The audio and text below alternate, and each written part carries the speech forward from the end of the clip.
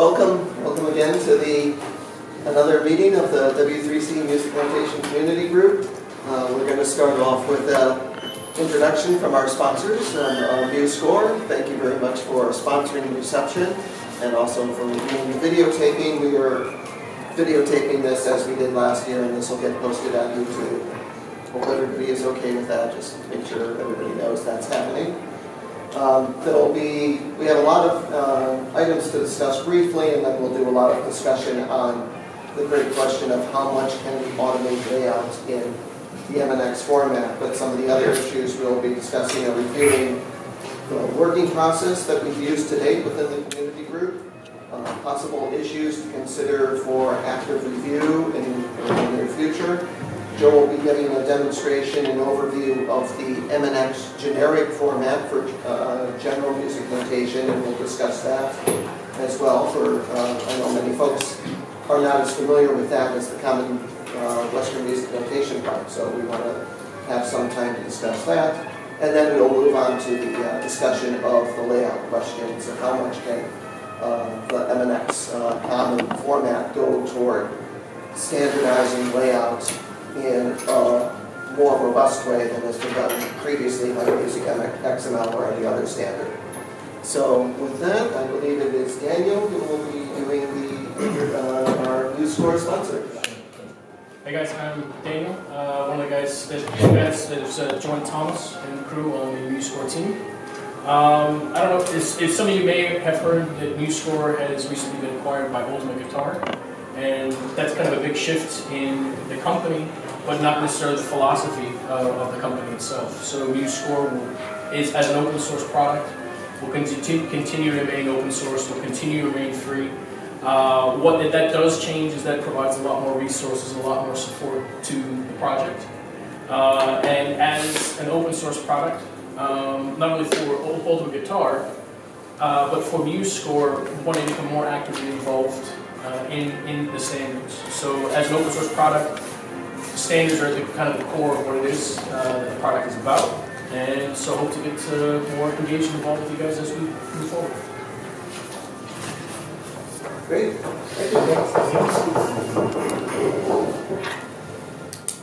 Right, so am I up, Michael? Shall I get started? Yes. Okay.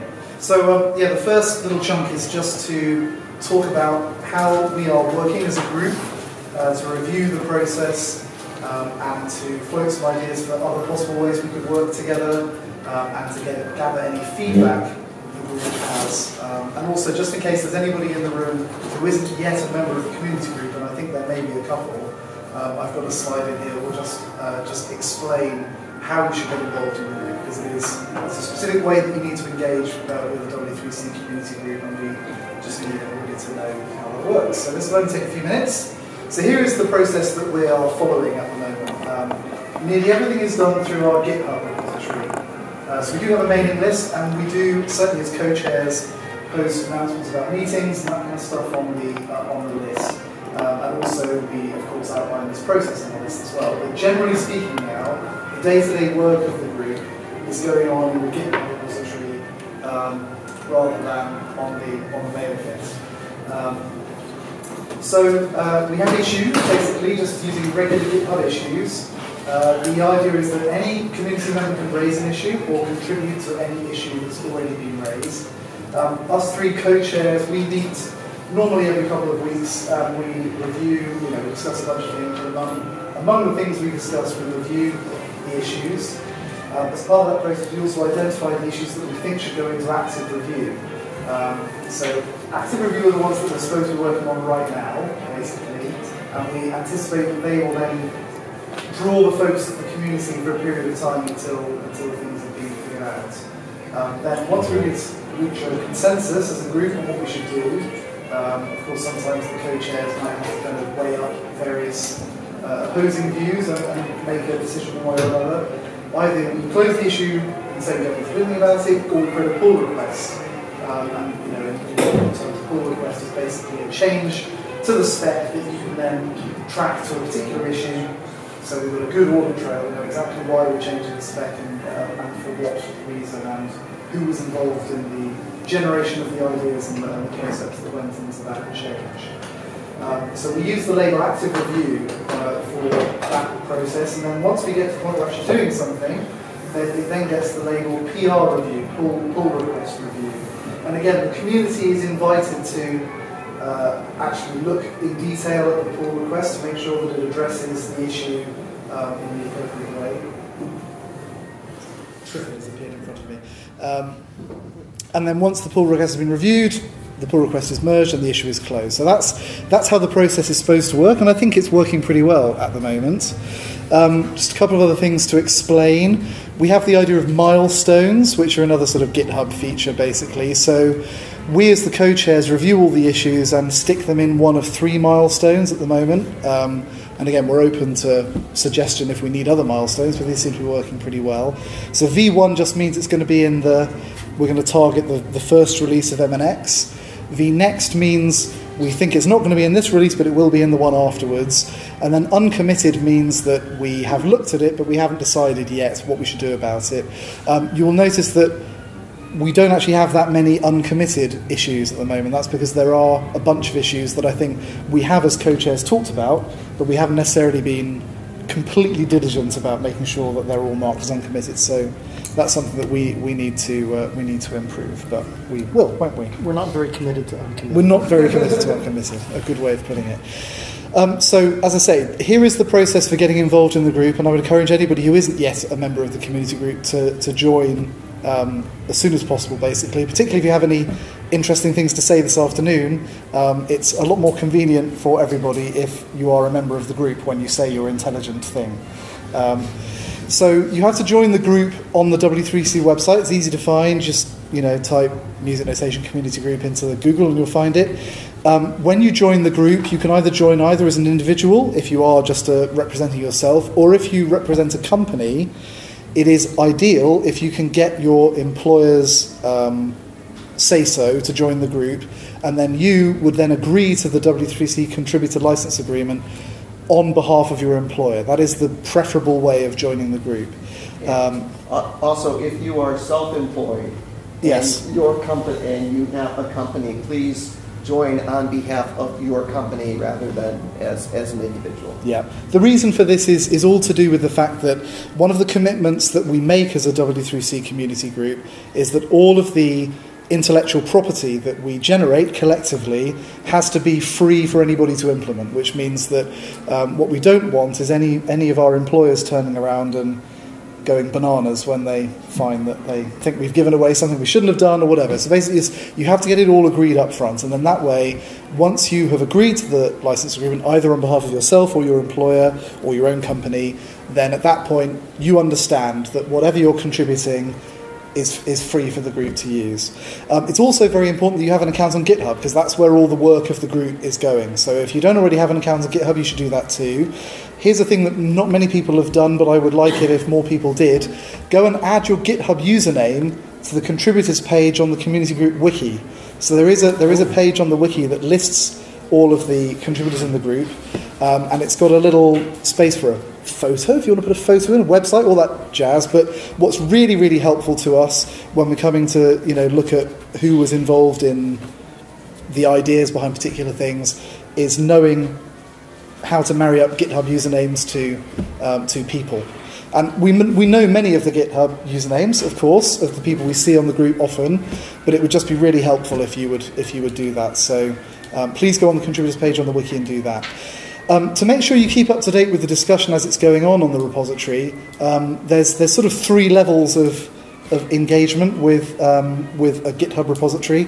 We recommend that you do watching, and that basically means that you will get an email for every new issue that's created, every new pull request that's created, every pull request that's merged, every comment on every issue. So that can be a lot of email. And I know that in the past, when we had every commit to the GitHub repository causing an email, that was too much. But we managed to figure out how to kind of sort that out. So if you decided not to follow the repository because you were getting too much email, please give it another try now. You should only get relevant email now. And if you still find it's too much, don't unsubscribe. Just have it filtered into a folder so that you can look at it when you're ready. But it's really important. That's really how you can see what the group is doing. There's no other way. The mailing list doesn't do it.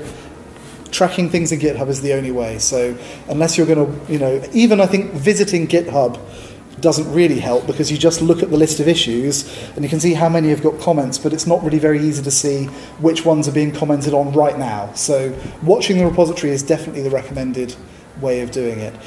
And of course, once you've done all that, you've joined GitHub, you've agreed to the CLA, you're a member of the community group, then we just simply want you to get involved with everything that we're discussing. Raise new issues, add your thoughts to existing issues. And that is basically how it should work. So what is the state of things at the moment?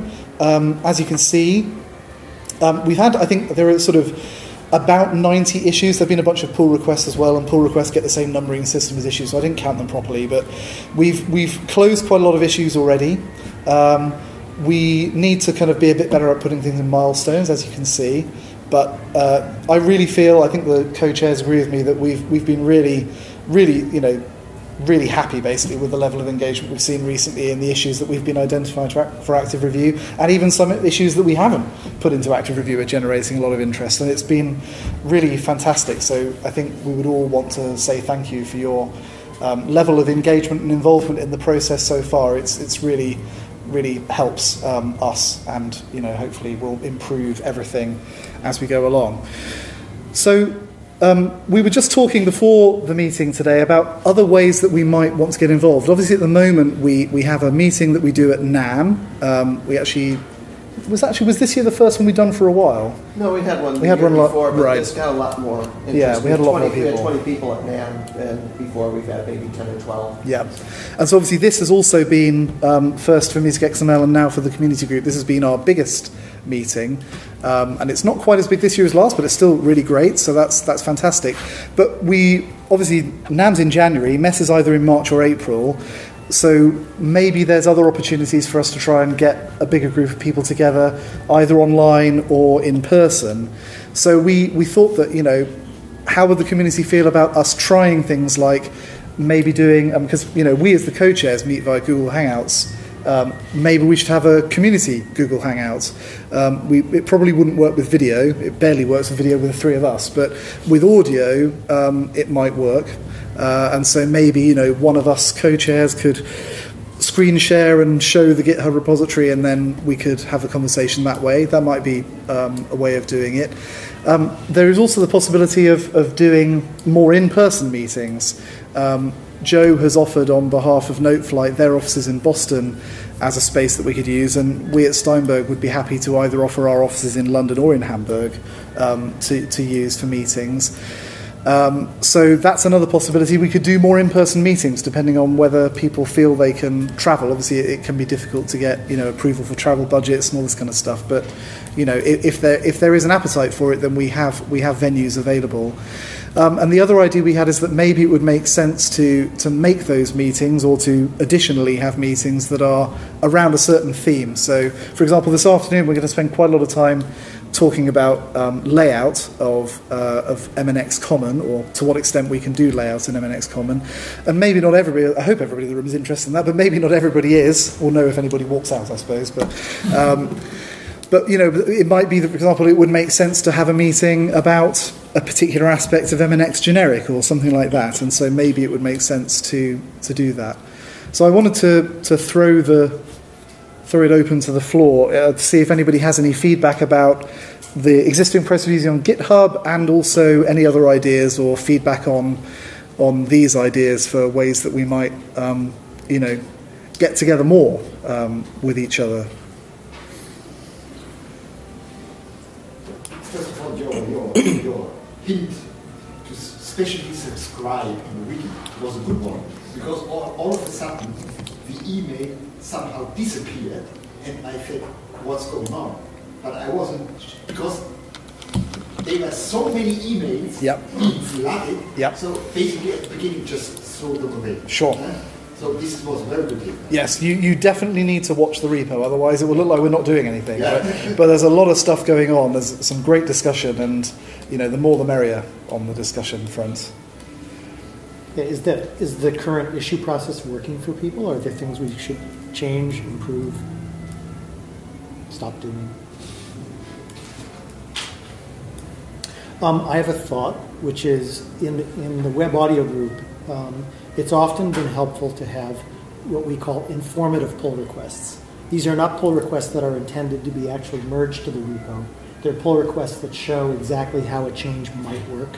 So that's another kind of tool I wanted to throw out there is if you have a proposal that touches the spec in complex ways, or maybe proposes a whole bunch of new detailed stuff, one way to offer that is to make a pull request and not ask for it to be merged. And then your pull request will have a link in it that says view the spec as it is in this pull request. And that's very handy for people because everyone will get the ability to look at the spec as you marked it up, and yet it'll be off in its little sandbox. So I just want to throw that out there. For people making particularly complex or detailed proposals, that can be a nice tool. I don't understand quite what the pull request is. I understand you can add an issue. What does the pull request, how does the pull request differ? That's a great question. Yeah, so for people who haven't worked with GitHub so much, a pull request is a way of making your own copy of the entire repository, and you change it in any way you like, and you have a sequence of commits that belongs just to your kind of forked version of it. And then that's called a branch, just like in other version control systems. So you make a GitHub branch for you. There's several different ways to do it. GitHub will tell you about them. And then when you've got a branch, you can make what's called a pull request, which is sort of a way of publishing your branch to other people looking at the repo so they can see, oh, James Sutton has a version that he wants us to look at, a set of changes that he thinks we'd be interested in. So it's a way of informing other people about your branch.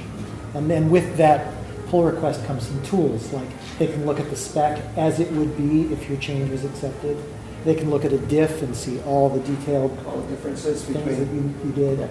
It's a request to pull the changes in your branch of the repository into the main branch of the repository. Yeah, I'm just having a bit of trouble understanding why you'd make a change to the whole repository rather than just submit an issue. Issue is, go ahead. An issue is a discussion, but the pull request is changing the spec. Yeah. This is how we actually implement things.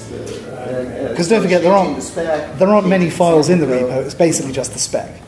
So when you fork the repo, you're basically just getting your own copy of the spec that you can change how you like. You might add images. Yeah, yes, which I'm supposed to be doing. But was that a dig at me not having added the image I was supposed to do?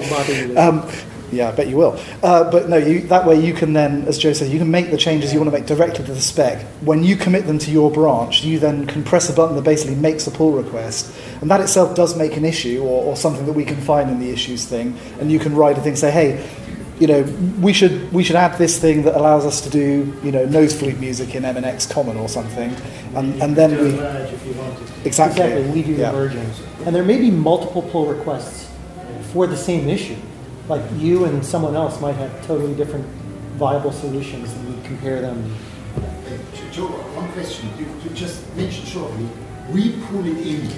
So admins, yeah. Yeah. So can you a little elaborate on how the review process and the certification process? Because everybody has an idea, pull it in. I'm currently doing some stuff with the Wikipedia, which is a nightmare. Yeah, it's a nightmare. The way we usually do it. So maybe spend some words on how on the wiki, there's a document that talks about our approach to getting an issue to the place where there's something that we can merge. Mm-hmm. And I'm not going to go into the whole thing because it's, it's medium sized though. It's not super heavyweight.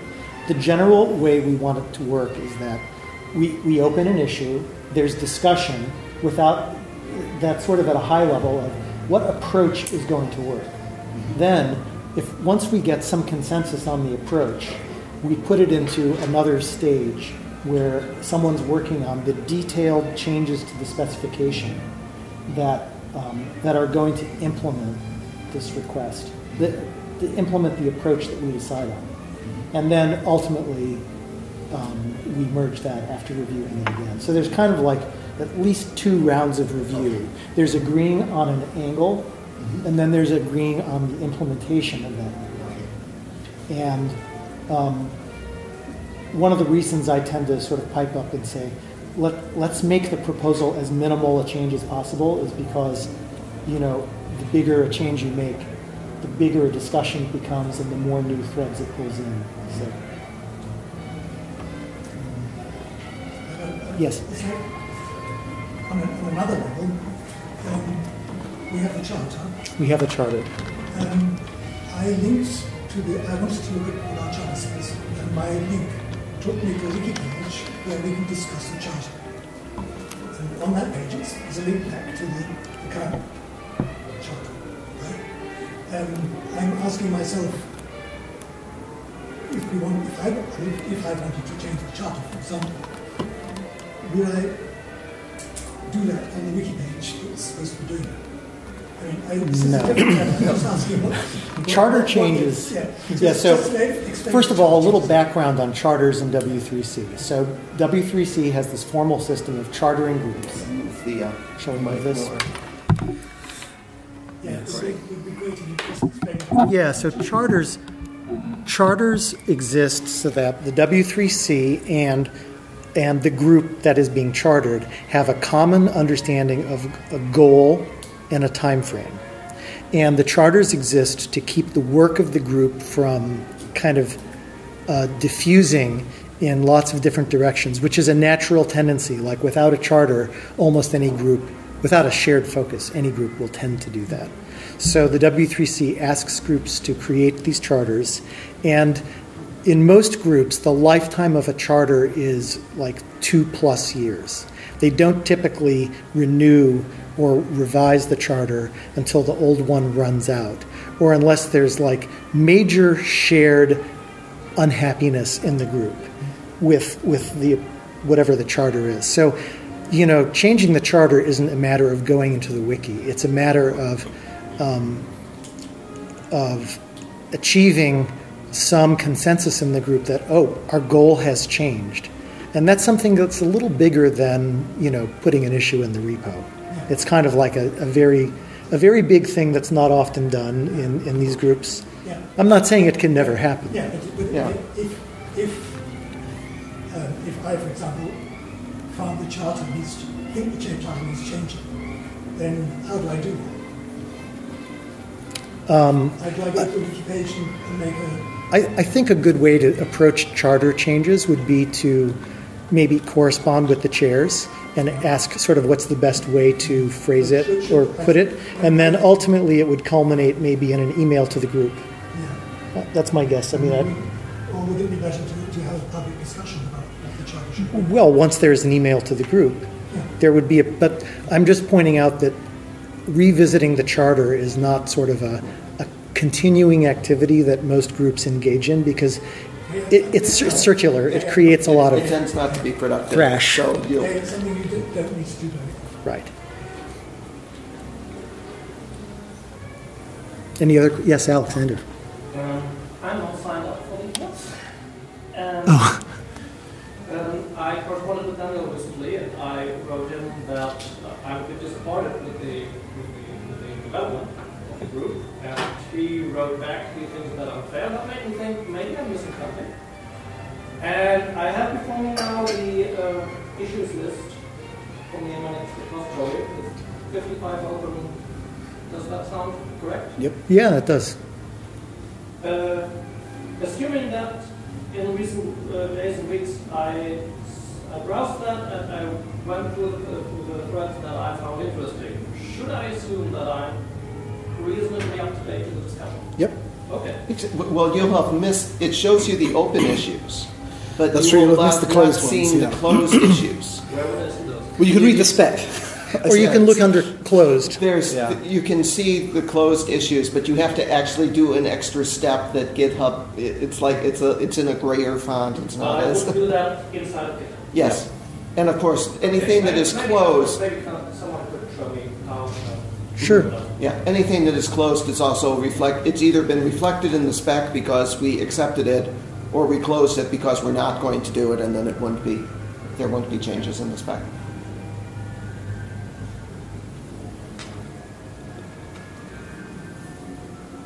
One thing worth mentioning, listening to some of these comments, it might be interesting for people getting started to have some resources about these definition of how it is in GitHub, having some resources in terms of how to use GitHub to check out this repository, at least very specific links to the steps involved.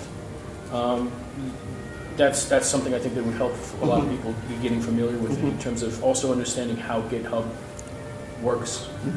Do you have some favorite links of your own on that? I certainly, because our company went to GitHub a few years ago, so I can also we actually have some that is, as an open source product, we have some resources that direct users to there, so I mean, we could share some of those. I think we should do that. I think it's a really good idea. That's a great idea. And also, we didn't bring this up, but the spec uses a special markup language called BikeShed, which is, it's sort of like Markdown on crack. I thought you were going to go steroids, but no, you went crack.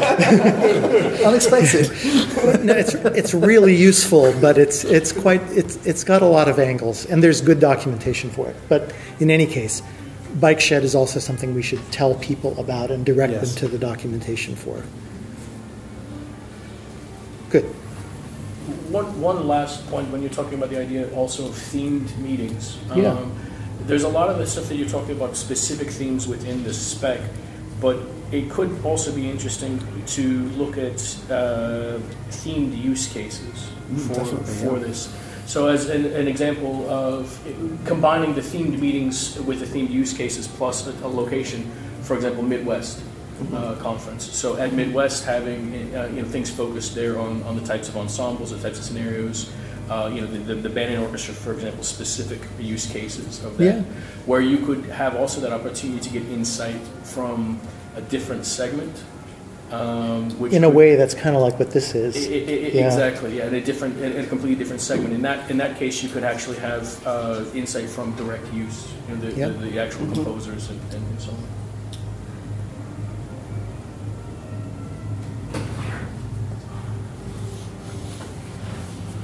Hello.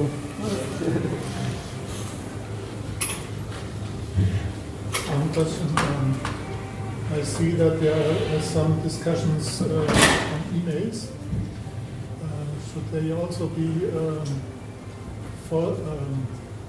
forwarded to the issues, or should they be as email discussions? I think in the end it should end up, if something needs to be done, then it should end up as an issue, I think, in the end. And certainly like for the Smoofle thing, so we're not going to talk about Smoofle much today, but that still I think Smoofle stuff tends to happen on the list rather than in GitHub, and so then I will open an issue and put the material from the mailing list in the issue. So yeah, I think if it gets to the point where something's happening on email, but actually we think that we want to make a change in the spec, I think our agreed process is that we would rather have an issue with a discussion and then a pull request that references the issue. It's just certainly when we come in the end to produce our community report, for example, it'll be a heck of a lot easier to do the necessary work to show who contributed what to where if it's all done in one way. So yeah, I think that would be good to do. And of course it's also fine, I think it's fine, correct me if I'm wrong, co-chairs, to create an issue and then write something to the mailing list to try and encourage discussion about it, for example. Okay. Yes. I think that would be okay as well. I mean, we would rather have the discussion happening in GitHub rather than on the mailing list, but certainly when we were identifying the first set of active review, we emailed the list to say, hey folks, these are the ones we'd like you to focus on. So I don't think there's any reason why community members shouldn't do that as well. I just think we want to have the discussion. There's the thing we don't want, which is we don't want those emails to become the locus of discussion. No, that's right. Because then we get split discussions and it's very confusing. Yeah. There was, for example, an email from Dr. Lang from Capella last week. Yes. Would it have been better to move forward that to the GitHub list about Yes, maybe one of us co-chairs should post maybe material. Ideally it would have done, really, yes. I mean, I think obviously Joe was sharing the information about the meeting and about the presentation. I should have done that, yeah. But then I think you also did say it was to do with the issue number that it was to do with. I think I should have asked Dominic to do it. Yeah, right. It's better if he logs it. Yeah, yes. Indeed. Yeah. But speaking of issues in active review, and time. Our next agenda topic is right. Are we out of time? To consider. It's good. agenda topics Is on top of us. for active review. Yeah, we didn't actually put together any slides for that, so we were going to ask the group, I think, whether anybody had any proposals for things they wanted us to go into active Consider review. sooner rather than later. Yeah. Of course, you may not have all the GitHub issue numbers just in your minds, in which case that's fine. But if you can remember even the types of issues that it... Yeah, just topic names. Yeah. Briefly. We don't have time for people to talk at length. Actually discuss them, no. But, yeah. Do let us know. Yeah, we didn't prepare this topic as well. So we could have. Yes. I remember from my occasional browsing one issue number where that was basically about how to handle transpositions. Yep, Yes. that's a big one. Yep. I'm not really sure. I haven't reviewed the last state, but what is the state there? Is there a state? No. No, there's no state. That we left it open The because co-chairs don't agree Are yet. there 2 states? 3? N. N, yeah. N. Yeah, it's open for discussion, and Yeah, yeah. it's not. If you have thoughts on it, go I think post there. it should come to active review soon. I Yeah. hope it's a big deal. What else do people want to see us focus on in the coming weeks? Saxophones. Lots and lots of saxophones. I've got, just for some reason I'm thinking about saxophones. Anybody know why? Are you dreaming about I that? must be dreaming about saxophones. It's an odd experience. I think I'm just dreaming. Well, it's not a speak or remain forever silent thing. I mean, No. we're constantly taking suggestions in the group. So Just one thing in general, just wondering about the idea of, is there a timeline or time frame where, there is a point saying that there should be something actionable by a certain... yeah, the charter actually charter says tells that, us, and I think we're hoping to have a draft version of the specification early 2019. Yeah. Which is aggressive, actually. Yes. The rate of progress. Good point. It's good to have a goal, though. Yes. That might be one thing where we end up having to change the charter. Just because of the date in there that we might not hit.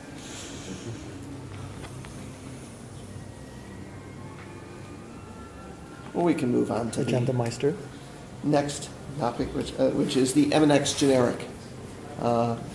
Overview, demonstration, and discussion. Right. Okay. So I'm going to drone on a little bit about MNX Generic because it seemed to me a good idea. This is an area of work that evolved pretty significantly over the last year since we met, and there's a bunch of questions in play about it. And so I've organized what I hope will be a not too long presentation, and it's intended to just get us on the same page about at least what's being proposed, and then hopefully we can discuss various angles of it. And I've kind of divided this up into sort of rough chapters, so maybe I'll stop at a few points and we can kind of explore what's been discussed so far. MNX Generic is really kind of the thing in MNX for which there's least precedent in the world already. It's easy to talk about MNX Common and say, well, it's an evolution of MusicXML. It's harder to do that with generic, so that's part of why we're spending a little more time on it today. So the idea is it's an encoding format for instances of scores, where instances come in 3 flavors. They could be graphics, or they could be audio of a performance, or they could be data describing a performance, and you could think of that as sort of MIDI-like, although it needn't actually be MIDI. What's significant about these instances is we're not just attempting to bundle them together as files and say, here's an SVG, here's a PDF, here's an MP3, here's a MIDI sequence. Instead, we're trying to ask the question, what can we do, what can we say meaningfully in an encoding about connections between these things? So instances can connect to each other, and they also can connect back to a semantic description of music like you might find in an MNX Common file. But what makes MNX Generic generic? So for one thing, it doesn't have dynamic layout or interpretation. It's not reflowable. It's intended to capture instances that are fairly, they're frozen, they're baked, they're kind of decided on. And that means supporting MNX Generic relieves an application that relies on it doesn't have the responsibility for understanding a whole lot of semantics. The idea is it's really pretty neutral with respect to semantics. If we decided to focus on Japanese gagaku court music, or if someone comes up with a universal semantic description that covers 20th and 21st century Western music, it ought to be able to work well with that too, because it's trying to sidestep all notational system-driven assumptions about how music notation works. So it doesn't have meaning, it has realization of musical scores. Although, and this is important, it can refer back to a semantic document. So why would anybody want to use a format like this? Why can't we just have MNX Common and MNX Gagaku and MNX Contemporary, Well, the reason is if your application doesn't care a whole lot about semantics, and if it doesn't want to do reflowable layout, MNX Generic is a very easy and simple format to support compared to something like MNX Common. So here are some examples of genres that actually may fit into this category. We have lots of apps that display music in fairly fixed formats, like the myriad iPad score viewers, some of which also do playback. You have learning and practice applications, you have performance assessment, you have analysis and exploration, and you have archival copies. So these are some examples of genres that might benefit from MNX Generic. Let's go over sort of what an instance is. I said there's three flavors. There's graphics, and currently we're sort of considering vector or raster bitmap graphics to be, valid things you could use as an instance of a score. Audio media like, OGG or MP3 or AAC or whatever you like. Performance data, which again, I've shown here a kind of a piano roll type thing to indicate this is the kind of data that would drive a sequencer, even if it's not exactly MIDI. So, and the ecosystem that this would support could look like this. We have different semantic encodings, Common for Common Western, maybe some contemporary extended semantic dialect that's much looser and more flexible. Gagaku, I just made this stuff up as examples of things we could do. And you would have producer applications that work with all these different semantic formats, which are probably super different from each other, because every notational system is going to carry with it its own constraints or lack of constraints. It's hard to write an application that does everything for everyone. But if your application exports to generic, as in there's a save as command, save as MNX Generic, you could export a very simple, a low-level format that could be used in any of those application categories that we talked about before. Is that a good thing? That's one of the big questions we're asking the group.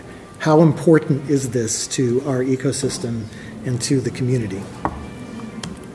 Let me give a quick demo, and I want to emphasize, so let's see, is it in Chrome? I guess I'm in Chrome already. Your back quote isn't. So this is a very simple viewer for the proposed MNX Generic encoding at the moment. And I want to emphasize how unimportant and crappy this application is. Like, this application is really just showing, it's trying to show the viability of the format. It's not that this application is great, but it shows that certain things can be accomplished with fairly low effort with a description of music that works kind of like this. So we didn't change the name from GMNX in this example. It's not going to work. Oh, it's not going to work, is it? And we're not going to be able to see the encoding itself. We can do that. Very quickly. Show my phone. Oh yeah, show your phone. Why don't I play right it here. while we're... There we are. Oh, thank you. Yeah, so here is the actual file that we're that we're seeing and listening to.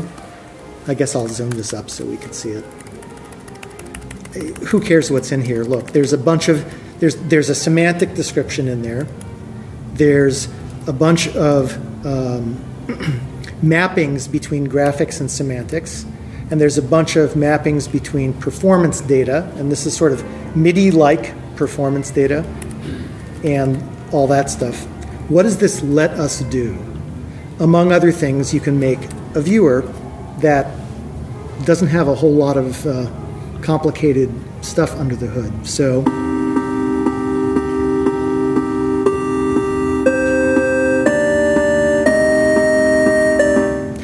what are we seeing? We're hearing synthesized audio because there's a description of pitches with durations and start and stop times.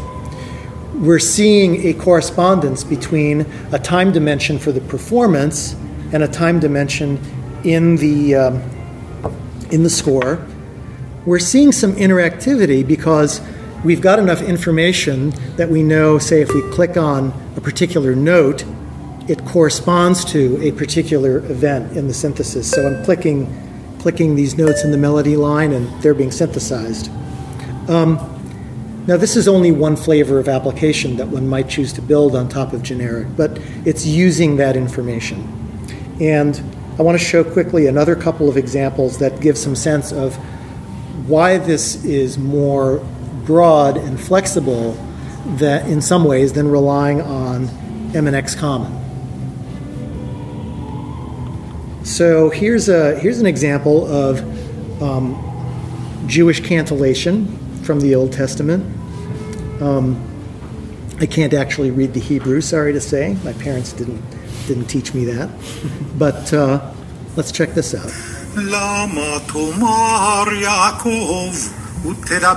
This is music notation. It just doesn't have discrete notes or measures.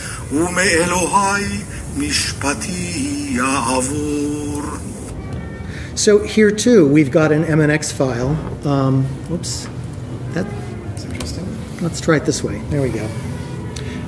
This MNX file has some embedded SVG to describe the graphics, and it's got also a bunch of information that connects time regions with areas in these graphics, or cursors or regions, if you like.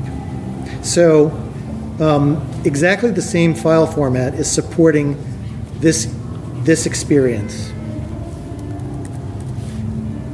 And finally, let's have some 20th century action here. Here's some Ludoslavsky, and interestingly, this Ludoslavsky piece has parts that are not synchronized and that repeat, with numbers of the repeats are up to the performers. It's really pretty far away from common Western music notation. So you can see here multiple regions that are progressing at different rates as the recording goes forward. And you'll see these regions go backward and forward. I had a lot of fun trying to transcribe this. I actually did make an effort, but I'm not going to claim it's perfectly accurate. So, thank you. Knew all that ear training came in handy. So, those are just 3 quick examples of things you could do. Alexander, I also kept your teacher's composition in mind, the one with the cow. I'm trying to remember. What's the title of that piece again?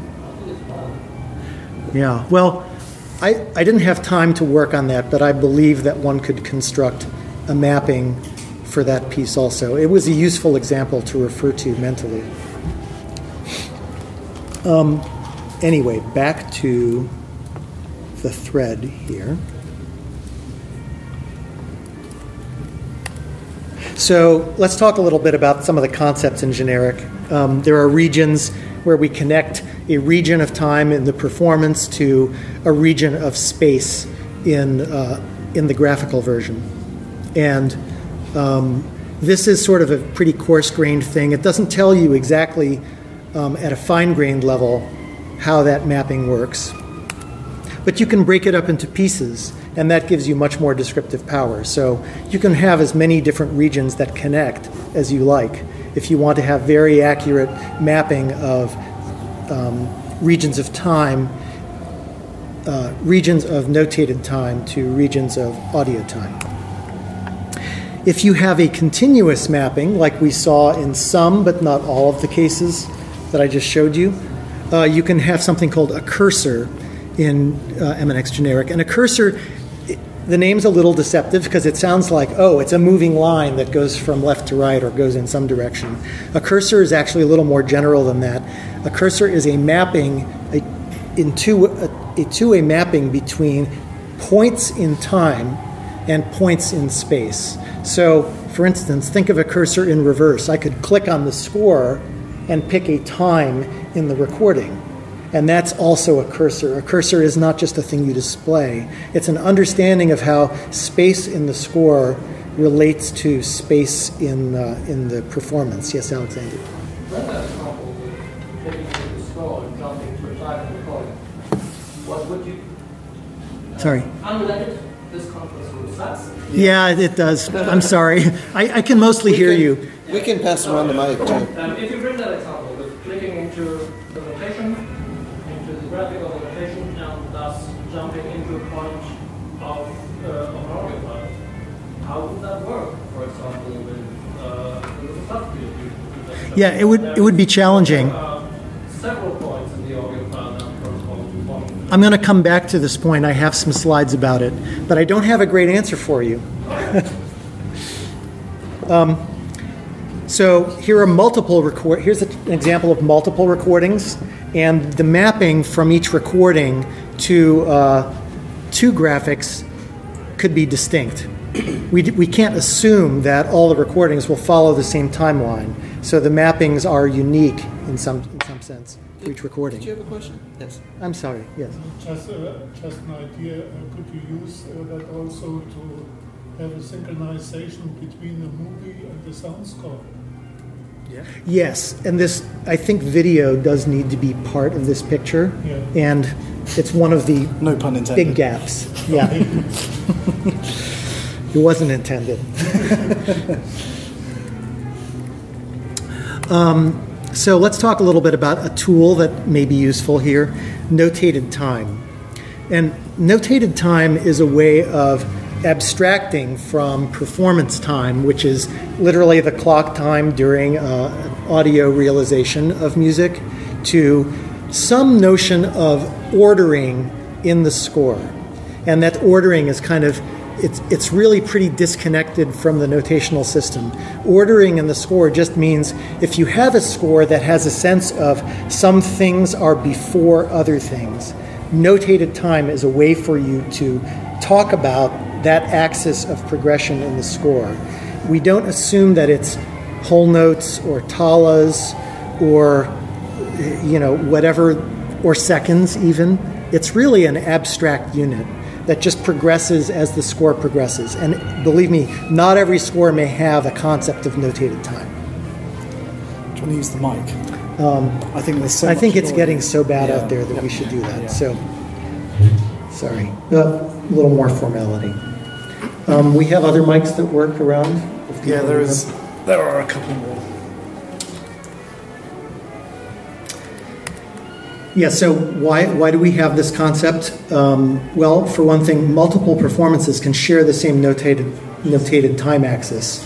So this makes the format a lot more economical in that if you map multiple performances to the same notated time dimension, you don't need to say separately for each recording, how does notated time match graphics, if there are graphics. You can make that statement once in a uniform way, and then just say how time works in different recordings, and it's more economical. Also, notated time is a semantic time dimension, so it lets us do something that Adrian in particular of SoundSlice raised as an important need in some use cases, where you would like to say such and such a place in a recording corresponds to a point within the notation where that point may have no associated symbol or event. It could be just 2/3 of the way through a measure that's got a whole note in it or something like that. So it's useful to have the notion of a continuous time dimension that belongs to the semantic world. We can have mappings for that. We'll go faster here. Important to know, in MNX Generic, you may link back to a semantic document. So this is an optional feature of MNX Common, but if you want to say a particular graphic or a particular performance event corresponds to something that was described semantically in, say, an MNX Common document, you can do that by referencing its element ID. I should have put an ID in this example, I see. But element IDs is the way that you would go about doing that. And the preference for this approach comes from wanting to make these connections in a way that is independent of the notational system.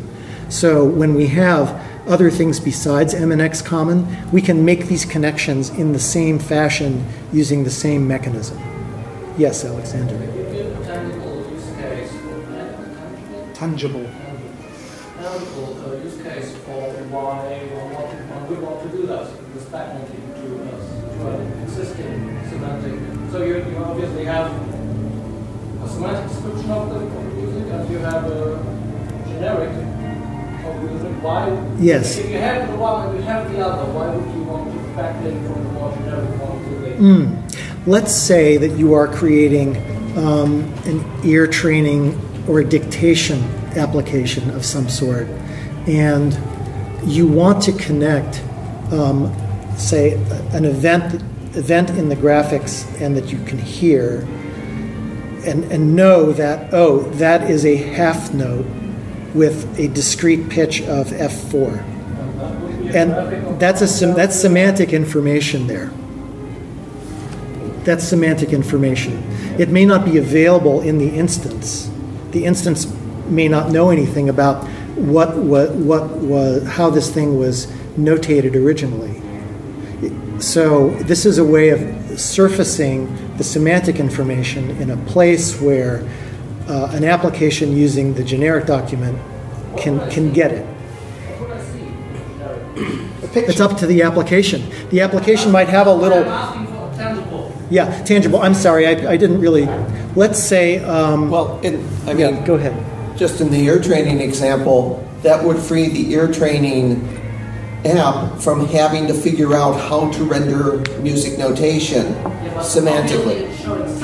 Yeah, it'd be showing the SVG graphics of the generic, but then it's why? Because you want to see that in your ear training exercise. I think I understand his question. Okay. Yeah.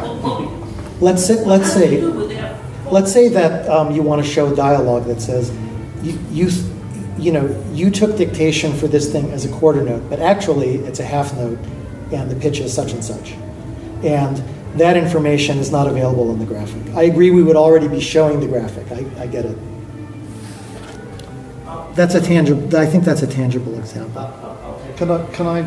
Yeah. I think I know what you're getting at, Alex. I think the point is, imagine you were the developer of that ear training software, and you've got a recording of a piece of music. I don't know what it is. It's a little piano piece, a bit of Bartok or something, and you don't want to write a music notation renderer, but you can go to the publisher who's got that music, and they can give you a PDF of it. Great. So then that PDF is just an image. It's not a semantic PDF in any way. It's just literally a picture in a PDF file. But at that point, you can then display that PDF file, wrap it in an MNX generic document that says, at this coordinate in this PDF file, there is an element, there's an event, because that's how our cursor is going to go through there.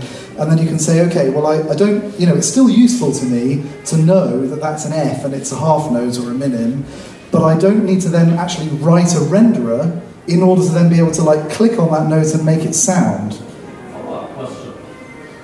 Who has done that book decoding down to the note level of this generic PDF text? Yeah, well, you imagine some content producer working for the ear training company. But I still think it's not an unreasonable position to imagine that it's still, if you were some one-man band startup trying to break into the competitive world of ear training software, it would still be considerably easier for you to be able to do that than it would be to first I've got to spend 5 years writing a semantic music notation renderer or something.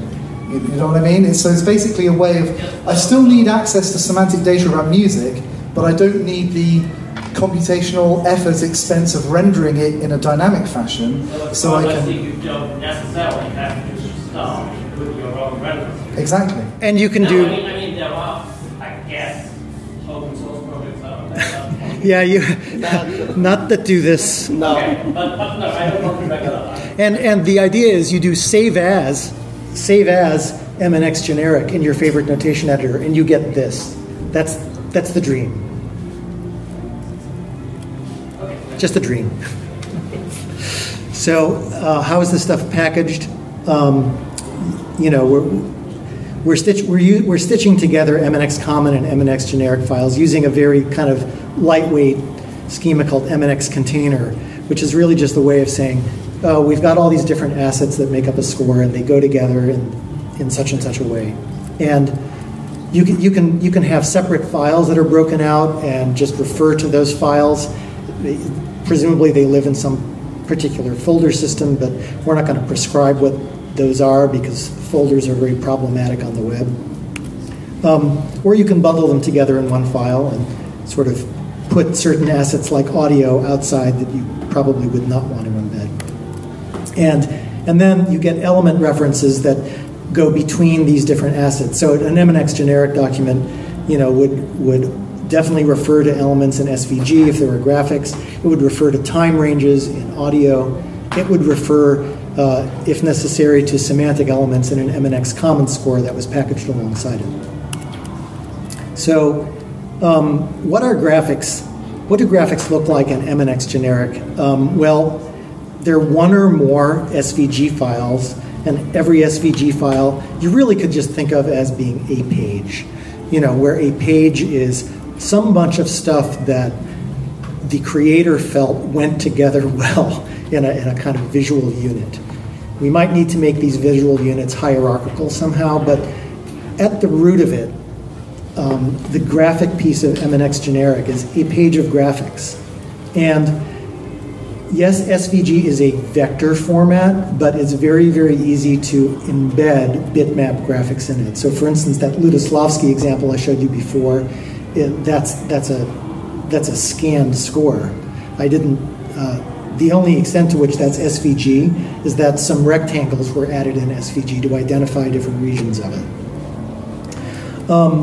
And then regions are just bounding boxes inside the graphics. Cursors are just points that go from one place to another in SVG coordinates. SVG is a very nice framework for describing these sort of region and cursor concepts. And it gives us nicely labeled, identifiable chunks of space that can be pointed to by MNX Generic. Audio is just regular old audio media. There is no and. That's what it is. Bunches of files. And if you have your files in separate tracks that all follow the same, that are all synced, you can sort of include them as a batch. So if you were doing karaoke, with sort of mixable tracks, that might be something you'd want to do. Karaoke is actually a pretty good application for this sort of thing. And then there's performance data, which you could think of as sort of the sequencer type description. We think it's a good idea to keep this not MIDI, but to abstract it from MIDI. There's a couple of reasons for this. MIDI is very device focused, and this is really abstracted to the point where you can say, well, this isn't some program number and some bank. This is a specific instrument in a way that uses the same descriptions that would be available in, say, a semantic file. And it's a two-way street. We're also allowing the MNX Generic language for talking about performance events to be used inside MNX Common to describe how a specific semantic thing should be performed. That's okay. Is that the live translation? So yeah, just a quick slide here. You link to things by using elements. So a performance region, for some region of space in an SVG is going to identify the view that it points to. Say here it's page 1. And then it's going to identify a region, which is a SVG element that's got some bounding box. So all of this machinery is really working just off of these references. If you're going to talk about a time range in audio, you would do that with just a time range that is known to refer to a specific audio media file. How am I doing on time here? Oh, doing fine with another 10 minutes. Okay, I'll try not to take it. So semantic linkage, here's an example of that. Let's say you have a particular graphic that's a note, and here it is over in the SVG file, and you want to be able to say that refers to actually a specific semantic bit of information. You can use a score mapping element that gives the IDs of both. And as we'll see later, you could have more than one graphic and more than one semantic in this mapping. It gets pretty messy and pretty interesting. So let's talk a little bit now about something I said I would come back to. There's some really tricky business when you start looking at how time maps to a score. So you could look at this from two angles and conclude that it's a pretty big, general, messy situation. So here's an n-to-1 mapping resulting from a score that's got a repeat in it. So we have two different points in time in the performance, and they both correspond to the same place in the score. So that kind of says some interesting things about how this machinery needs to work and how general it needs to be, that we can have time that is folded. And here's an example going in the other direction. One of my favorite composers. All the wicked, crazy stuff already got done, I sometimes think. So this is from a wonderful Ockeghem Mass, which was notated with each staff has 2 time signatures, well, prelations, and 2 clefs. And performers read through these canonical parts at different speeds. It's pretty crazy. So in this case, 1 point in time in the recording corresponds to 4 different places in the score. Lots of fun. So if we're going to be generic, we got to be really generic. So a word on, why are we not semantically just... We'll try to get through the rest of this and then get to the discussion. Actually, you know what? No, maybe let's. I think it might be beneficial to stop here because I built a stopping point to discuss this, and I just forgot to stop. Oh, okay. If that's okay with you. Sure. Yes, we can come back to this whole kind of cardinality complexity question. It's definitely the case that if you were to click at in some place at the score, an application that really wants to cover all the possibilities might need to offer you a choice of where you're jumping to.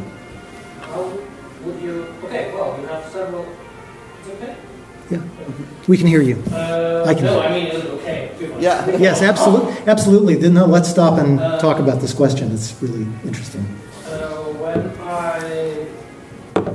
I wrote one of the, I think the 1.1 review. What was it with MNX? Yeah. Okay. I remember I took a meatloaf pop song because it had interesting Yeah, they get really wild. I get the first time I went there, but I go back. In that generic model, things like that. I mean, because that's almost no, that's not. Would such a thing have a place in there? Because if you say, okay, it has to give choices. It would have to have meaningful choices, not just 4 points in time. At that point, would there a place in there for that? For example, to say, okay, those are not just for arbitrary time points; they actually have a meaning. Yeah, they do have a meaning, and the idea of notated time is that if you choose the units in a way that is semantically appropriate to the notational system, you wind up knowing where in the score you are. But let me talk about this use case a little bit more, because what publishers tend to do for applications that allow this type of interactivity is they go to some trouble to produce unrolled scores. That's often the solution to this, is let's just make the score not have repeats, because it's too messy. The interactivity is too messy for the user. So I think it's important to understand that the goal here, at least so far, is not necessarily to say this kind of generality is going to be really smooth sailing for the user. It probably isn't. It's to allow just the full generality of encoding. But in practice, content providers who want that smooth experience would be pretty well advised to massage their scores. So for instance, nobody actually, I think in the modern era, people don't usually read Akagem's original manuscript. This is all broken out into parts that people can read separately. And by analogy, these things with complex repeats, I know that Hal Leonard, for play-along type applications, they do produce unrolled scores that don't have the complex repeats, so that it's easier for people to kind of pull a time slider and go to the place that they want to go to. Hope that's informative. It's not a complete solution or a complete answer. Any other questions on this topic? But then you say basically, well, the use case is never not important. No, I'm not saying it's not important. Because I was asking, how about giving those arbitrary points in time, those arbitrary times that are encoded, how to give them meaning? And what you're telling me basically is yes, one could do that, but probably most people won't. Yeah, I'm saying most people won't, but you can do it. Like MNX Generic, if you go into the spec and sort of look at regions and cursors and whatnot, you can do this. And I can do what? You can have arbitrary n to n, where n is a number, mappings between points in time and points in the graphics and points in the semantic score. And there's no barrier to arbitrarily folded or complex systems like this. It's up to the publisher and the engraver at a certain point about, well, how do they want to package this information in an instance? And publishers need to make, there are many choices that they need to make that are appropriate to the end use. And to the notation system, I think, the challenge with something like a Meatloaf pop song or something in an MNX generic world is that chances are that could probably be represented by MNX Common, okay. But I think that and Joe's going to talk a bit more about this in a minute, but I think what we want to try to avoid is building notation system specific semantics into MNX Generic. So what we wouldn't really want to do in, say, for example, defining a region in MNX Generic is say, oh, this is coda 2. Do you know what I mean? So that's not to say that you, as the author of that content, couldn't give it some identifier that said coda 2, that meant that your application that consumes it could do something with that. Exclusively useful for me. I think the point is that the idea behind it being generic is that we can handle mappings between arbitrary points in the score and arbitrary mappings in time, and even multiple arbitrary mappings. But because we don't want to encode the semantics of what the notation system means, for that we would have something like MNX Common. If it was Common Western Music Notation, it could be MNX Common, otherwise it could be something else. But you do understand that the point is to try to avoid the semantics that are dependent on understanding the meaning of the graphics in the notation. We want to avoid encoding that in a generic way, because that way... Not generic. Exactly. It's sort of that way madness lies, basically. It means that you've got, you know, you're rather than MNX Generic allowing it to become a simple toolkit for representing any instance of a score, no matter its notation system, it immediately starts to become a hodgepodge of bits and bobs of different notation systems, and, you know, ceases to kind of have this generic value. And I think we feel, and hopefully the group feels as well, that there is a lot of value in having something generic that is also simple, because it keeps the number of concepts that are required to the minimum possible number, basically. I think we should. I have one more slide to get through, so I think then we've got some time budgeted for more wide-ranging discussion of MNX Common for layout. Yeah. Okay, so all right. Move us through before. So sorry. One more slide. So the syncing controversy. I'm not sure how much of a controversy it is yet, but so the performance audio pieces of MNX Generic are almost good enough to solve a problem that a lot of vendors have. Adrian brought it up first for Sound Slice, but this problem comes up in other places. We'd like to be able to synchronize audio with semantic data, and maybe there's no graphics. Do we need the graphics? I mean, audio is an instance, and it would be very useful to say, well, the audio maps to the score in such and such a way, and someone who's rendering MNX Common already can use that information to do a play-along type rendering. Do I sort of have that right, Adrian? And why get SVG involved at all? Yeah, why get SVG involved at all? So it's definitely a real use case. And so, you know, we've had a couple of alternatives come up. So one idea is change MNX Generic so that the graphics piece is optional, and add some small features to encode this type of syncing. And it seems that we could do that in a way that is generic, so it's not tied to CWMN. You'll get we'll recognize you in a second. I don't understand how you can have a score without the graphics. Can you explain? Yes, you have a score in MNX Common accompanied by MNX Generic encoding of the that describes the audio. And you have a renderer for the MNX Common piece. That's why this is controversial. Yeah, I don't like this idea.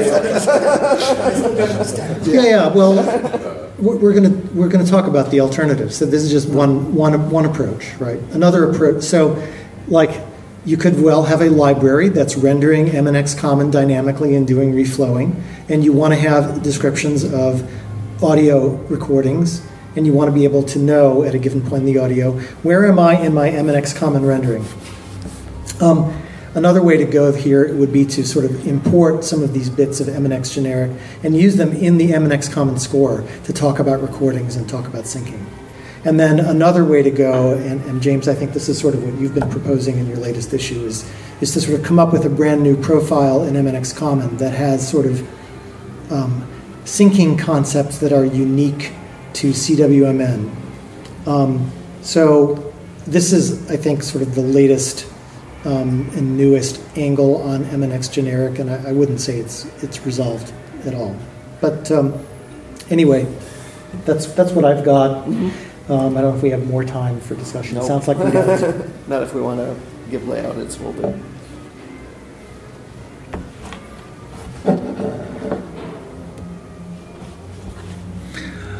Okay. Guess we're moving on. This will be discussed further on the lists.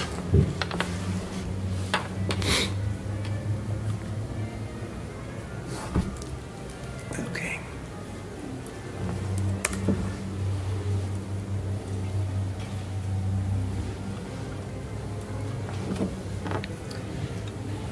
I am sorry you'll have to hear more of my voice again. in this section, we're going to try to explore the idea of standardizing layout, which is a big topic, for common Western music. Can we do it? Is it possible? Is it practical? Is there sort of a roadmap for doing it? How far should we go down that roadmap? What do we get for different points on that roadmap as a community? At the moment, we have what I would call a brittle positioning model that sort of says, well, at the discretion of the producing application, here are absolute coordinates relative to a few reference points where things wound up. And it's brittle because you can't really reflow that. You can't transpose that. You're not capturing really engraving decisions. You're capturing engraving results at such a global level that they can never be reused or imported or, understood again. All you know is the engraver did some stuff in an application and each individual tiny object came out here or here or here. So that's not useless, but it's got some issues. And what we're trying to do in this section of the talk is look at ways we could express layout more flexibly. And we're just going to use horizontal positioning as kind of a lab for talking about this. Obviously, there's casting off systems. There's sort of vertical layout of staves and systems and so forth. We're not saying those aren't important. It's just let's use horizontal positioning as a kind of a little microcosm of the kinds of things we could run into. And we can go from loose to tight approaches. We could look at different ways style properties might work in this environment. That's what this is about. And who is layout for? It's kind of worth remembering this before we get into it. Composers creating the musical content. Often, not always, composers aren't that involved in intricate layout decisions. And there are other parties that matter. There's the publisher. A publisher might have a particular style that they want to impart to all their work. It could be a font. It could be spacing, like Hal Leonard likes, wide spacing for their pop material, for instance. Engravers come in and they apply important human musical judgments to every detail that I don't think algorithms could really do, because they vary depending on what the engraver feels is going to work best for the musician. And then you've got the performer. Ultimately, they've got to read this stuff and make sense of it.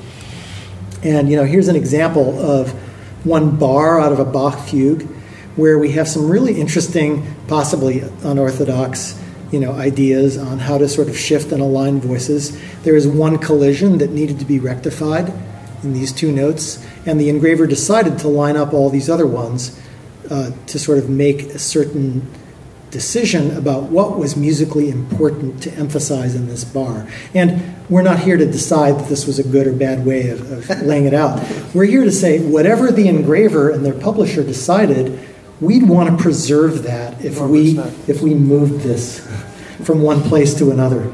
Who are we missing? We're missing someone from Henley was thinking about joining here and wasn't, so. Yeah, they're probably not. This is such an old edition that it probably had nothing to do with this.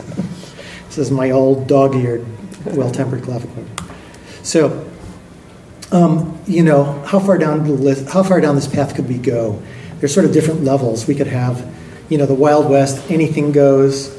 We can have explicit positioning, which we sort of already have.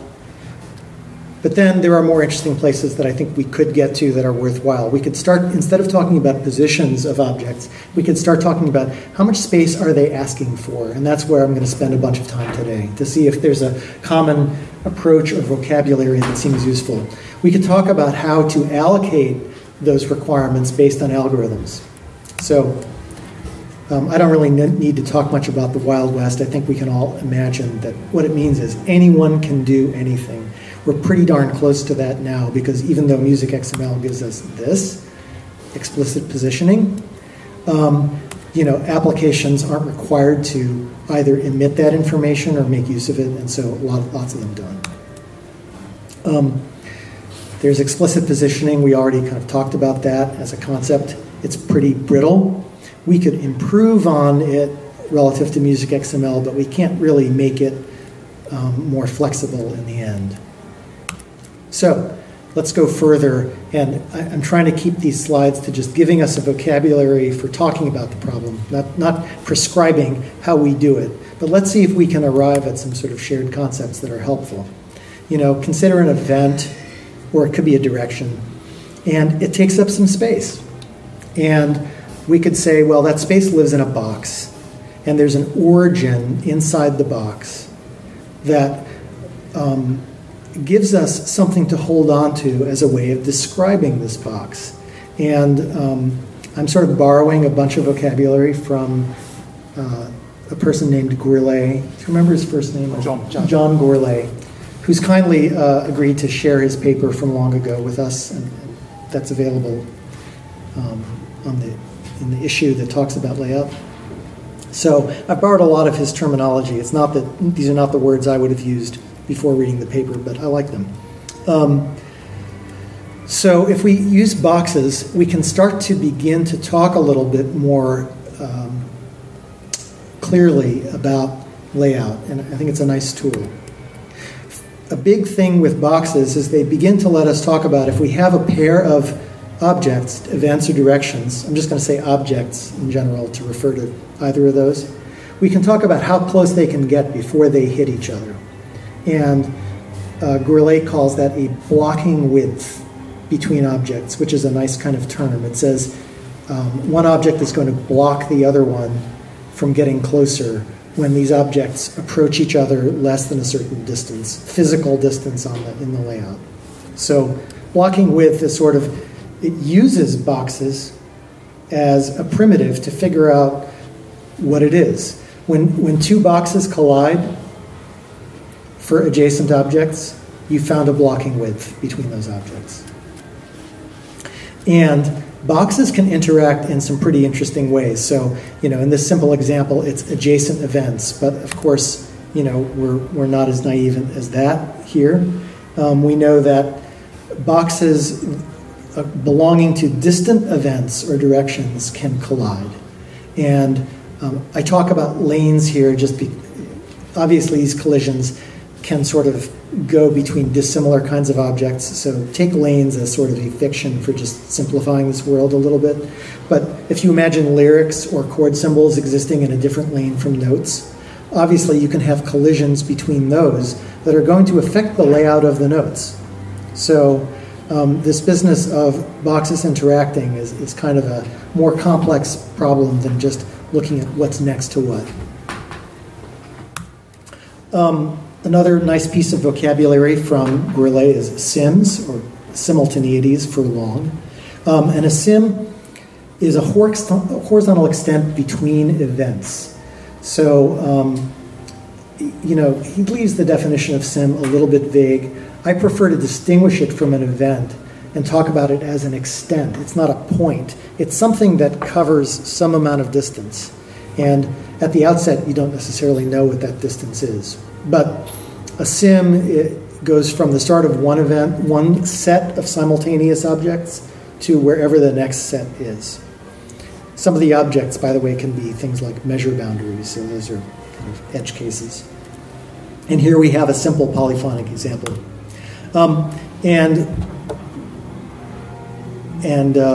Another Gourlay concept that's useful is ideal width. So to every sim, you can say, this sim has an ideal width. And I know that it's sort of controversial to say that, oh, this width actually is a distance. So I'd like to sort of put a spin on his vocabulary and say, think of this width not as an actual distance, but as a weight relative to other ideal widths. It's dimensionless, and you're not going to really decide what the units of ideal width are until you've decided how you're going to stretch or shrink all the content that goes in a system.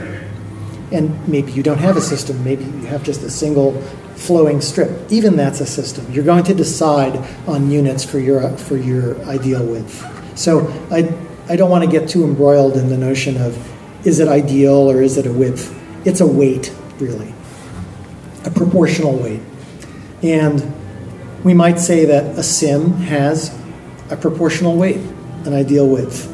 In the simplest case, you can go straight from those ideal widths to some notion of distances between these widths for these sims. So here, there's no prospect of collision, and we can just go straight from ideal widths to spacing. I'm waving my hands around what the spacings actually are. We'll come back. And as we said, these things can stretch. So here are two different definitions of the units of ideal width for the same music. And we can see that it expands and contracts the music. Makes all the sims proportionally bigger or smaller. Now, again, we're not dealing with collisions here. So what happens when you get collisions?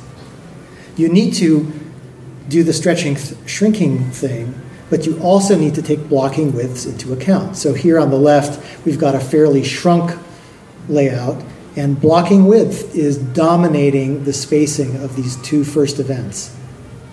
And it affects the lower voice here because sims are shared between all voices and sequences. So the fact that we have a blocking width here that pushed the first two sims apart,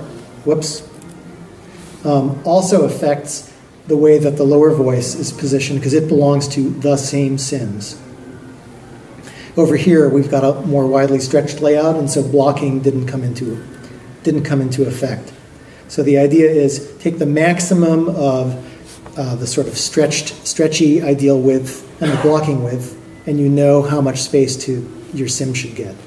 Obviously, this is a super simple example without sort of, chord symbols and lyrics and directions in a very complex environment, but this can be generalized.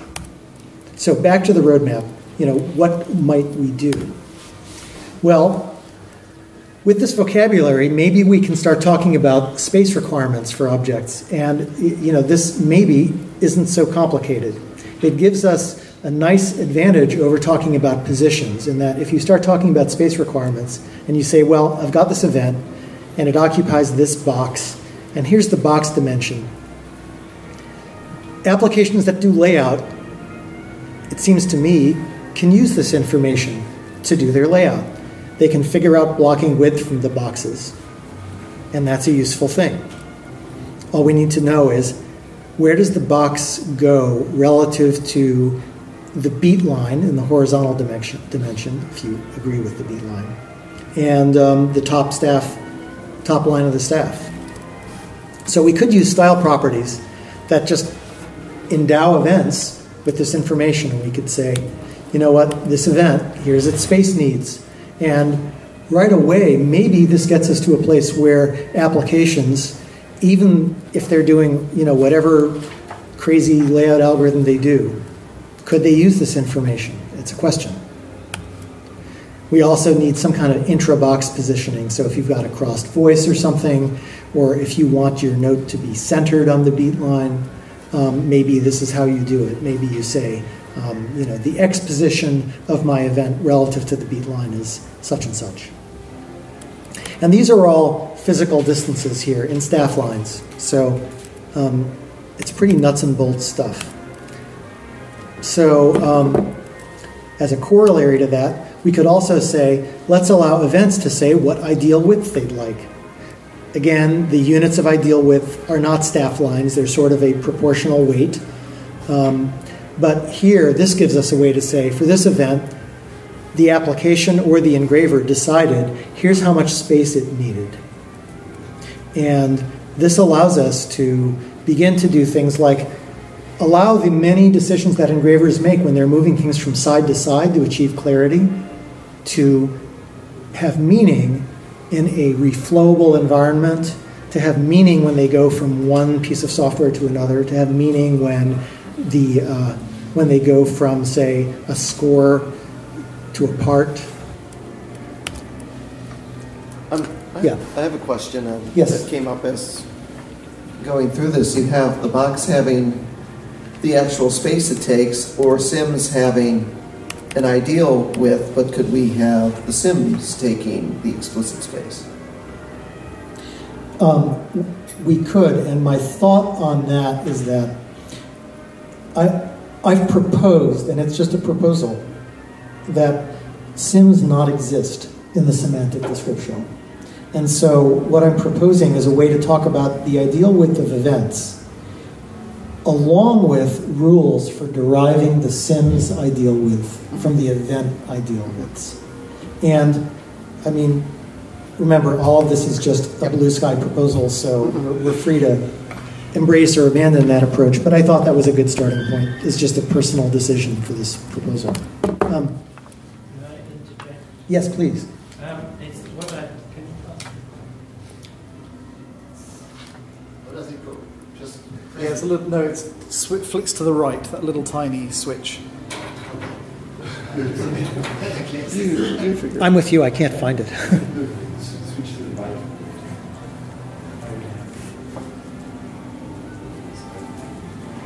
Very deep. Hello? There we go. Yes. You're live. Yeah, what I don't understand is if you crystallize the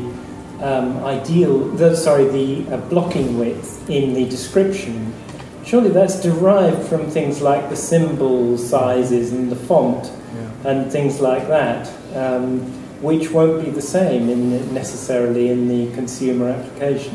Yeah. That's true, and I think that I honestly see this as having its own kind of brittleness. I don't think this approach of freezing the exact box dimensions, I don't think it's super desirable. But this is sort of a stepping stone along the progression of approaches that I'm outlining. And I'm going to present a different way of talking about boxes that I think is going to be far more useful and that allows for allows for the case that you're talking about. I don't think this is a great way to go. So the next level 4, at this point, we're talking not about describing boxes in terms of their exact dimensions, which is a pretty non-portable way to talk about them. Instead, we're talking about boxes in terms of the rules that govern their dimensions. So going back to our chord with lots of messy accidentals, we presumably would need a set of style properties. They're probably document-wide most of the time, but they could be local to a measure even. But they would tell us everything we need to know about how to determine the size of this box, its dimensions relative to its origin. And we would need to know things like the spacing of the rightmost accidental from the note head, the spacings between accidentals, the disposition of the left side of the chord note heads. This would be a lot of detail, but it would give us a way to, independently of the music font, the staff size, the this, the that, we'd be able to reliably determine what boxes were for events and directions. And I think this is much more powerful, no question, because to go back to the sort of summary slide, now, not only can consumers reproduce the layout, but, we've got a high-level description in the document of how the score generally looks. It could be overridden at the individual level, but we would be starting to embody house style in a disciplined way within the document. And it can be reflowed, and you can make many edits to the document, and the rules still continue to function in a way that will work after the content of a box changes, or the font changes, or maybe the key signature changes and all the accidentals disappear. So it's more powerful. We don't need the same thing for ideal width, because ideal width is already pretty, it's pretty algorithmic, but we could go further. We can have a table that says, absent an explicit description of the ideal width for some event, let's have a table or a function or something that lets us arbitrarily, for some duration, determine here's the ideal width in staff units. And this is one possible way it could work. Just do linear interpolation in a table working off the log of the duration. There's obviously multiple ways to do this too. This is just a kind of straw man. So that takes us to kind of a final possible level. I think Alex has a question on level yes, 4. I'm sorry, didn't see you. Yeah. So what I find very interesting and very exciting, with this and the following step, a side thought that I had when I read it, maybe I'm understanding it wrong, and it's not going to be critiqued, just more of a thought that I have. When we say we provide algorithmic rules, algorithms, in this open format, wouldn't that mean that Abbott, that Steinberg, that music would have to put in there their very understandably well-kept spacing algorithms, for example? No. The key to being able to make any level 1, level 5, or anything of this work is that it describes a standard layout algorithm from which you can provide your differences. And you don't have to encode why those differences are there, because that would be giving away the secret sauce, but you want to have a standard layout with some representation of how we have varied from the standard. And if you do that and you can go back and forth in both directions, then you're not giving up your layout algorithms. But that's not really useful in a dynamic way. Like, sure. Well, it's an open question. To properly replicate a finished page. No, because I think we can already replicate the finished page in MusicXML. What this lets us do is get at being able to replicate it and also be able to reflow it, if we do it right.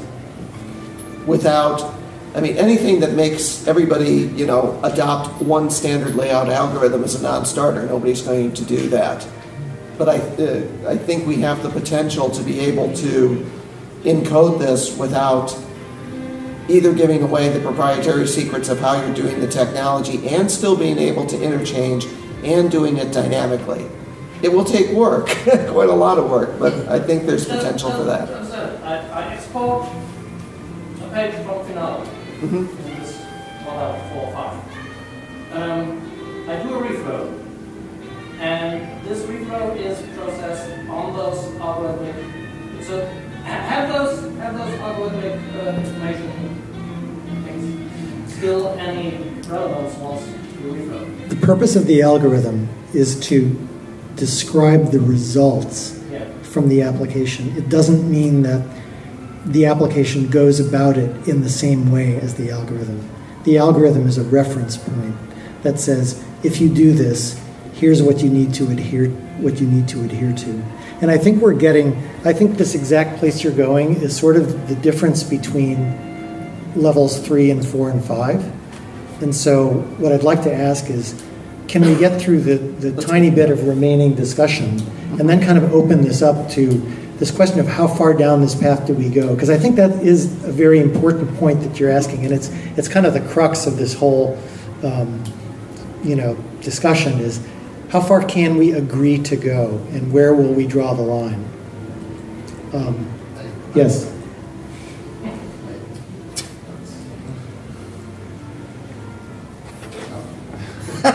You probably turned it off. Yeah. Okay, so my question is, how mandatory will that be? Because we recently did an implementation now of the MusicXML inputs fully now. And the beauty of the relative X and relative Y was that one could ignore it. Because this is the Wild West here. So, ask the guy next to you how he feels about it. So the point is that almost none application did it the same way. So, and I think the beauty, when I say the beauty just to ignore it, is that means each application has its own methodology for the spaces and boxes and so on. And there should still be an option just to rely on that, or take this option as an add-on and to further improve it. And I think that was when I say that was the beauty of the relative X and relative Y, that one could use it or one couldn't use it. Well, actually, though, you can't use it because you don't know what it's relative to at the moment. But all right, maybe I'm being slightly unfair, but I think this is a community question, and we may wind up with different levels of compliance. That's one possible place that we finish up. This is on. Go on. Yes, go ahead, James. Sorry. Yeah, I'm wondering, I think maybe it's better to think of this from the software angle than from the algorithm. I mean, I think we should be thinking in terms of there's the MNX Common, and then there's a style sheet, and then maybe the page size or something. So it's a function that is converting MNX Common to an instantiation using a style sheet. And that means what he actually said, that you don't have to insist that the style sheet is implemented, but you can actually provide the style sheet if you want to. So we're not talking about standardizing an implementation of the algorithm. Was talking about standardizing the arguments to the function for which the programmers write the function. Mm-hmm. Right? I think that's a good description of it. So that would be easier to turn the microphone. You can get feedback. So, yeah, so I mean, it would be easier to do that than to try to standardize the algorithm itself. Well, in a way, yes. In fact, I'd like to sort of review the different levels of this in a second, and one of them is, I think, what you just said. Yeah. So,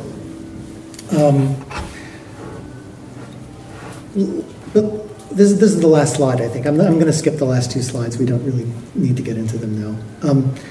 Level 5, sort of how the farthest we could go. I include this for completeness, but perhaps it's not the likeliest place we wind up, where we all agree that sort of full compliance with MNX Common rendering means we employ an identical layout algorithm, in the sense of we produce the same results that the algorithm would produce. Doesn't mean you write code that looks exactly like the algorithm, of course. And so this results in a completely deterministic model in which applications that comply are perhaps not free to put things where they want them anymore. Mm-hmm. They have to do exactly what the algorithm says. I'm not saying we need to go here, but it's sort of the end point of this spectrum where we might wind up. So let me review now again, sort of in conclusion, some of the places we could be. We could have explicit space requirements where we sort of talk about. You might say these are the inputs to the function that James was talking about, where we have style information that says, okay, here's a box, here's what it looks like, and if you've got a layout algorithm, these tell you enough about boxes that your algorithm can function in a way perhaps roughly comparable to the environment that the file came from. And we could go one step further and say, well, let's make the parameters higher level parameters. Instead of the function being, oh, what's the coordinates of the box? Here's, now we'll figure out the blocking width from that. Instead, we might have a higher level function that determines a box's dimension based on the description of the event in semantic terms, its nodes, its accidentals, et cetera, and figures out what's inside, what the size is of the box. There's still freedom, by the way, to move stuff around inside the box. It's only the dimensions of the box that this algorithm needs to ultimately decide. So I think those correspond a bit to what James was describing, where the style sheet isn't fully prescribing things. It's providing, here's some useful information. This is the input that your layout algorithm can act upon. And it seems intuitively reasonable to me, but I could be wrong, that if you have enough information about blocking widths and ideal widths, you can do this stuff. And there might be quite a bit of variation in how you go about doing the stuff that's on the screen now, the sort of smart collision detection and blocking width calculation. But there's still room for lots and lots of, clever individual things for software developers to do in this realm. And then the final level is we prescribe all that stuff, and if you want to comply, you've got to do things exactly that way. And I think it's a choice that perhaps we needn't make in a completely global fashion together. We could say, well, these are levels of compliance, and MNX applications have to say, I'm compliant to this level or that level. Anyway, I'm really interested, I'm more interested in what the rest of you feel about these choices and less interested in the exact nuts and bolts of how it works, because I think that'll take a long time to settle. Thanks. Go ahead, whatever, Mike. Yeah. I think it's totally crazy. Great, excellent. I have no idea at all how we can marry and mitigate between our own algorithms, which are really sophisticated and can vary a lot. For example, Primus uses Knut's optimal fit to make an optimal stretch over the whole page. And it has some dynamic springs which have no constant force, but have optical inspired more or less strength. It is totally different from this relative primitive linear stretching. So if I get this information and pre-computed boxes and all that, I would not see how it could make my work easier. I don't see any connection point. So, and the other thing is, I think we have much more other things to improve long before such discussions. Relative absolute X, Primus throws it away as well because it's not reliable. You don't know what is coming in there. For example, this Bach example, polyphonic voices. What is absolute X or relative X? When these heads are moved, we don't know it. Capella says it's relative taken from the user. Primus does it automatically, so I just delete what I get in and do my algorithms. And if we would invest time and efforts in getting these first steps, overcoming MusicXML 3.1 and taking the advantage of better structuring of sequences instead of not defined voices, of events instead of bulks of node tags, and elaborate these absolute and relative X values, we would make a big approach on a field where we have huge gain, which I feel that we could get, but layout algorithms, I think we are lost somehow there. I'm not going to, I think that's a very valid viewpoint. I'm not going to debate it, but I want to provide a little bit of background, which is that, I should have done this at the beginning perhaps. We raised this topic to the priority that it has because at the US meeting in January, we heard unmistakably from engravers and publishers that they wanted more portability. So, and I'm not saying that means you're wrong. I just want to make the group aware of the very strong interest coming from the publishing community in allowing engraving decisions to migrate between environments. That's all I wanted to say about that. I have also and Christoph, I'm very sympathetic to your point, especially as it relates to approach level 4. I have great difficulty seeing how level 4 could be practical for the reasons you state, but with level 5 and specifying the algorithm, I mean, it's a lot of work, and whether the work has enough value is a really open question, but I think you could compute here is what the level 5 algorithm says, and here's what we do, and be able to adjust the differences both on import and export. To me, that seems feasible. Again, whether it's worth it or not, and whether it's as important as other things, is an open question. But it seems feasible, whereas I tend to agree with you that the level 4 approach just doesn't match. It's just, there are things here that are not expressed here, and I don't see any way to bridge that gap.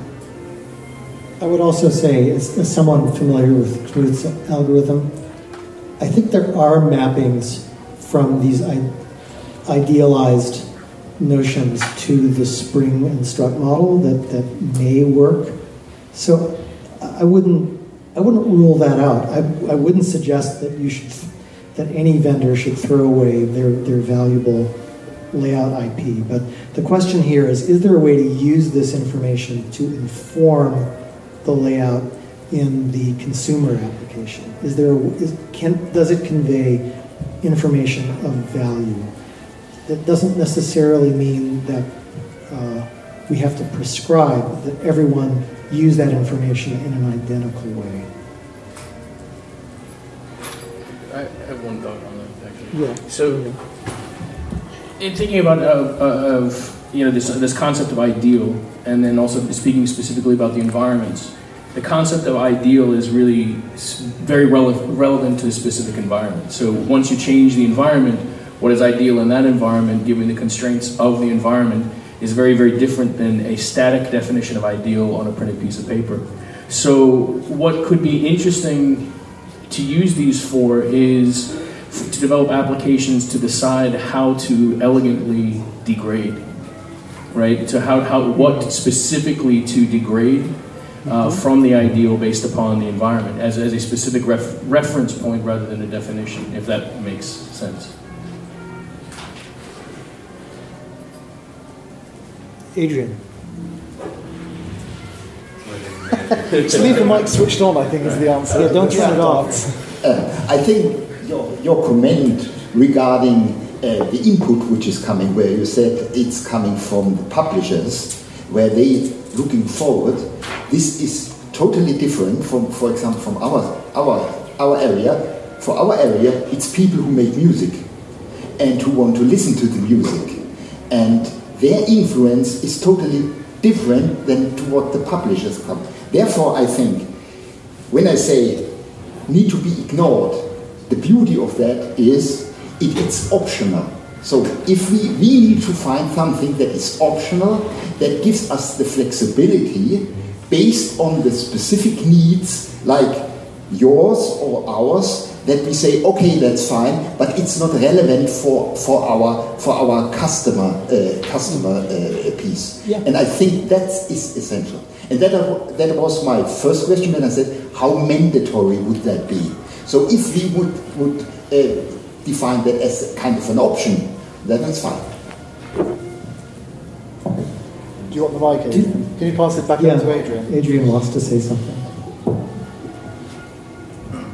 For the position tweaks, I'm wondering, is there a distinction between a tweak that a human engraver has manually made and just this is what our algorithm output? The former I could see actually using in my own thing that does reflow. The latter I don't really care about. Right, I think that's a really important question. And maybe the single most important thing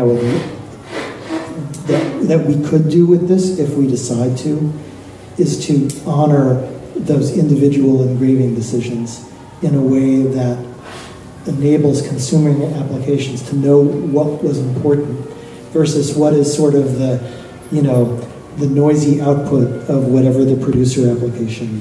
But it gets tricky because it's dependent relative on to that the notation app, because if it has subpar rendering, by default they're going to do a lot of manual stuff. Yep. So it's complicated. Yep.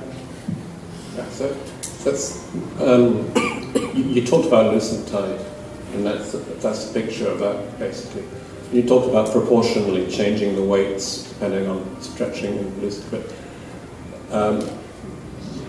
the key decision, probably with horizontal spacing, that's made by an engraver and by the software in conjunction, is the tighter it gets, the more the rule is violated and the more the weights are ignored. So that belongs in the proprietary source, I guess, to some extent, of the software. And then there are these decisions that are made constantly by individual engravers, unless they're engraving for a publisher who doesn't mind the music being very loose and just following the algorithm. The tighter you make it, you know, if I'm working on a Henley score, I'm violating the rule constantly, and I'm having to override decisions that the software made. Henley. Or any classical or other publisher who likes, you know, an allegro to be tight, then, as I said, it's a combination of using the software to its maximum advantage, using the right spacing table or whatever it's called in that particular piece of software, and then you have to make some manual decisions. How do those survive in this environment? Right, and I think a goal to keep in mind, and it's optional for us to solve it, is how can Martin export his careful, tight engraving to another environment and see the results approximately resemble what he was aiming for?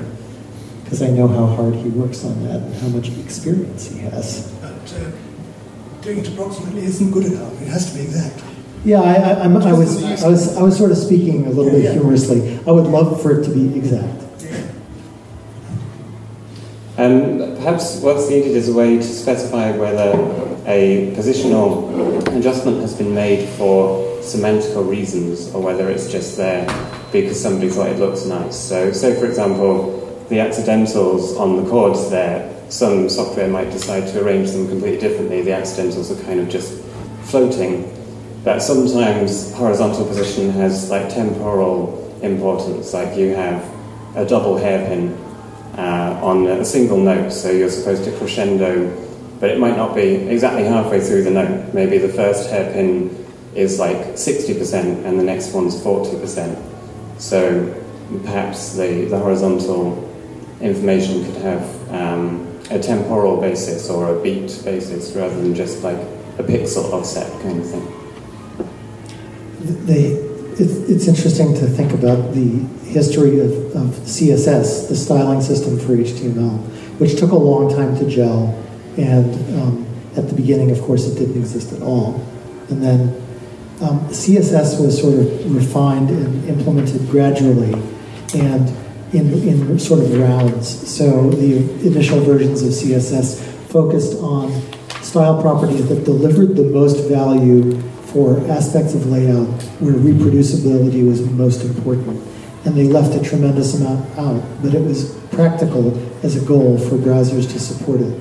And gradually this pile of properties has grown bigger and compliance has gotten better and better. But at the beginning, it was sort of a moving target, and yet it did ultimately deliver value. So I guess I want to encourage us not necessarily to take a binary view of this whole thing, but to look at it as an area where we could sort of make progressive effort over time if we so choose, without having to sort of boil the ocean, you know, and solve everything at once, which is not going to happen. We are at 4:30, but we don't have refreshments. Oh, that's terrible. That is sad. Have you contacted? They're outside the door. Oh, they're waiting for us. Yes. Oh, great. Then we do have refreshments and problem is solved. We are now at 4:30. I mean, we knew that we wouldn't be getting to finality on this topic, but we can go and let them. We can get to finality over refreshments. Right? Yes, we will of course decide this in an hour over refreshments. Thanks so much for everybody for all their great contributions to the discussion. The discussion will of course be ongoing over a long period of time. And as the refreshments come on, we have a reception for an hour. A few of us will want to be going out for dinner after that, so if you're interested in that, see me. There should be a couple of sign-in sheets going around, so if you haven't signed one of those, please do so we know who showed up and we get everybody recorded accurately in the minutes of the meeting. And thanks everybody for coming. Thanks to thank you all. Joe and Daniel for presenting so much interesting material. To be continued.